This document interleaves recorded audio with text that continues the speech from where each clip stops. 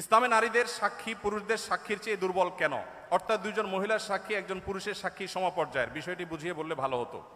দেখুন, ইসলামে স্বাক্ষর দেওয়ার ক্ষেত্রে একজন পুরুষের সাক্ষ্য দুইজন নারীর স্বাক্ষর সমান। এখন বাহ্যিকভাবে মনে হতে পারে যে এখানে নারীকে একটু কম দেওয়া হলো কিনা।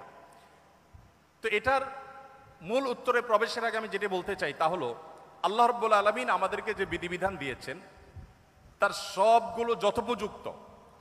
আল্লাহর বিধানের কোনোটার উপযুক্ততা যথার্থতা যদি আমার বুঝে না আসে তাহলে বুঝতে হবে এটা আমার সীমাবদ্ধতা, এটা আমার সীমাবদ্ধতা। আমি সৃষ্টি হয়ে স্রষ্টার সকল আদেশ নিষেধের তাত্ত্বিক তাৎপর্য এবং তার যৌক্তিক দিক এটা আমার উদ্ধার করতে পারাটা আবশ্যক নয়, বরং যুক্তির দাবি হলো আমি সৃষ্টি হয়ে স্রষ্টার সব আদেশ নিষেধের যথার্থতা আমার বুঝে আসবে না, এ না আসাটাই বরং স্বাভাবিক। একজন সামান্য গাড়ি চালক, সামান্য একজন প্রহরী, একজন ছোট চাকরি করা মানুষ, তিনি প্রতিষ্ঠান মালিকের অনেক সিদ্ধান্তের যৌক্তিকতা বুঝতে পারেন না, না পারাটাই স্বাভাবিক। কারণ যে তিনি যদি সব কিছুর যৌক্তিকতা ধরে ফেলতেন তাহলে তিনি তার পর্যায়ে পৌঁছে যেতেন। আল্লামা ইকবাল বলেছেন, জু সমঝ মে আ গই ও ফির খোদা কেউ কর হুয়া। যাকে আপনার বিবেক বুদ্ধি দিয়ে সবকিছু রপ্ত করতে ফেলেছেন তিনি আবার আল্লাহ হয় কিভাবে? আল্লাহ তো সে মহান সত্তা যে আপনার বিবেক দিয়ে বুদ্ধি দিয়ে তার সবকিছুকে আপনি রপ্ত করতে পারবেন না। এখানেই তো তার বিশালত্ব, এখানেই তো তার মহত্ব। ছোট একটা উপমা দেই। এখন বিদ্যুৎ আছে আমরা জানি, আমাদের ঢাকা শহরে যে তারগুলা ঝুলে আছে এক এক এলাকায়, আপনার যে রাস্তাঘাটে রাস্তার ধারে পিলারে যে সমস্ত তারগুলা ঝুলে আছে, বিরাট জঞ্জাল, দেখতে খুব দৃষ্টিকটু লাগে। আমাদের অনেক কিছু হয়েছে কিন্তু তারগুলো দেখতে খারাপ দেখা যায়। এখন ধরা যাক আজ থেকে 100 বছর আগের একজন মানুষ পৃথিবীতে এখন ফিরে আসছে। যুক্তির খাতিরে শুধু আমরা ধরে নেই যে একজন মানুষ 100 বছর আগের ছিলেন, তিনি ফিরে এসেছেন।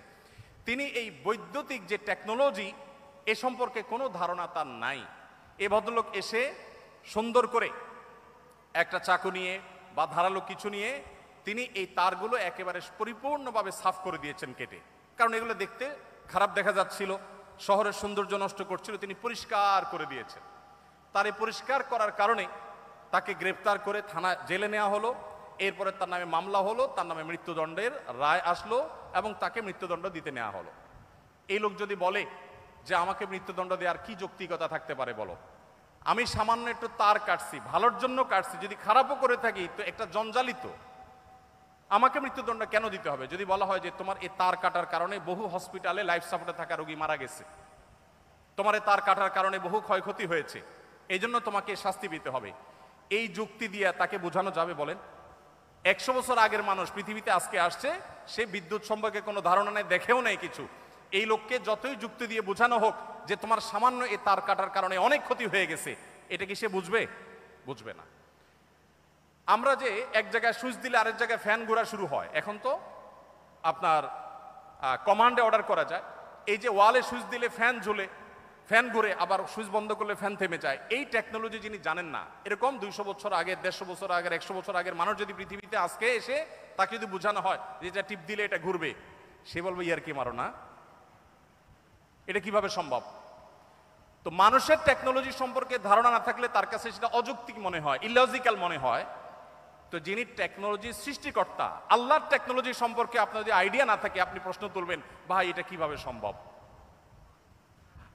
আমরা একবার সুবহানাল্লাহ বললে এতগুলো গাছ হয়ে যায়, জান্নাতে এটা হয়ে যায়, এগুলো শুনে আমাদের মনে প্রশ্ন জাগতে পারে কিভাবে সম্ভব? মুখ দিয়ে সুবহানাল্লাহ বলবো আর ওখানে গাছ হয়ে যাবে, কেমনে সম্ভব? এখন আপনারা ভয়েস কমান্ড সম্পর্কে জানেন। ভয়েস কমান্ড এমনভাবে সেট করা সম্ভব যে এখান থেকে আপনি ভয়েস কমান্ড দিবেন, আরেক জায়গায় কাজ শুরু হয়ে যাবে। সম্ভব না? সম্ভব না।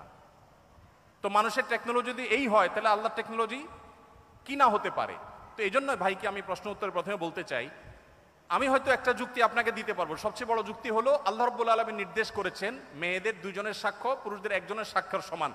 এর পেছনে যুক্তিকতা কি, তাৎপর্য কি, যথার্থতা কি, আমার বুঝে আসুক আর না আসুক এটাই সত্য, এটাই বাস্তবতা, এর নামই ঈমান। আর যদি বলেন যে আমার বুঝে আসলে আমি মানবো, না বুঝে আসলে মানবো না, তাহলে তো আল্লাহর প্রতি ঈমান আনলেন না, আপনার বুঝের প্রতি ঈমান আনলেন। যাই হোক, এখানে সাক্ষ্যের একটা ব্যাপার হলো যে সাধারণত সাক্ষ্য দেওয়ার যে বিষয়গুলো ঘটে এগুলো পুরুষরাই সাধারণত দেখে, মেয়েদের দেখার পসিবিলিটি কম থাকে। তারা থাকেন পর্দায়, তারা থাকেন বাসা বাড়িতে, তারা থাকেন নিজস্ব আঙ্গিনা, নিজস্ব আলোয়। পুরুষদের সাক্ষ্য দেওয়ার সম্ভাবনা এবং তাদের সাক্ষ্য দেওয়ার সুযোগ অনেক বেশি থাকে। নারীদের জন্য সেটা অনেক কঠিন থাকে, তারা থাকেন পর্দার মধ্যে, তাদের পর্দার মধ্যে থেকে সাক্ষ্য দেওয়ার জন্য সংশ্লিষ্ট বিষয়ে দেখা, প্রত্যক্ষ করা তুলনামূলকভাবে একটু কঠিন এবং সম্ভাবনা অনেক কম। হয়তো সেই কারণেই দুইজন নারীর সাক্ষ্যকে একজন পুরুষের সাক্ষ্যর সমান ধরা হয়েছে, ধর্তব্য করা হয়েছে। এর বাইরে আরো বহু যৌক্তিকতা বিভিন্ন গবেষকরা বিশ্লেষকরা দিয়েছেন। আমি মূল সূত্র সেটাই বললাম যে আল্লাহ তাআলা যেটা বলেছেন এর চাইতে যৌক্তিক আর কিছু হতে পারে না।